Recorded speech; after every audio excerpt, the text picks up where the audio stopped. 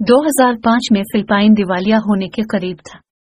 ज़र मुबादला के ज़खायर सिर्फ 3 माह की दरामदात के लिए बाकी रह गए थे।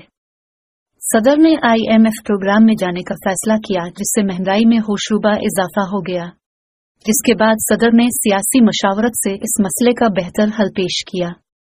एक आज़ाद माशी इदारा तश्कील दिया गया, जिसमें फिलिपाइन और दुनिया भर से ऐसे माशी माहिरीन को शामिल किया गया जिनका सियासत और सियासी जमातों से ताल्लुक नहीं था।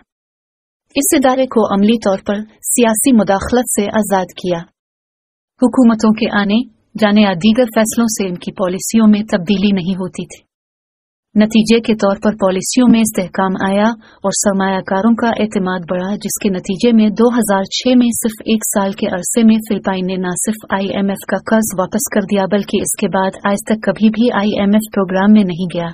पाकिस्तान को भी इस वक्त मसाकी मईशत की जरूरत है, जिसमें तमाम सियासी जमातें इख्तिलाफात को भलाकर एक आज़ाद माशी इदारे के क़याम की मंजूरी दे, जिसे आईनी और कानूनी तहफ़्फ़ुज़ हासिल हो। इस टीम में माहिरीन की तकर्री भी सियासी मुदाखलत से आज़ाद हो, ताकि हुकूमतें तब्दील होने से उनकी पॉलिसियां तब्दील न हों। ऐसे इदारे का क़याम पाकिस्तान के हालात बदलने में मददगार साबित हो सकता है और पाकिस्तान मुमकिना तौर पर श्रीलंका बनने से बच सकता है।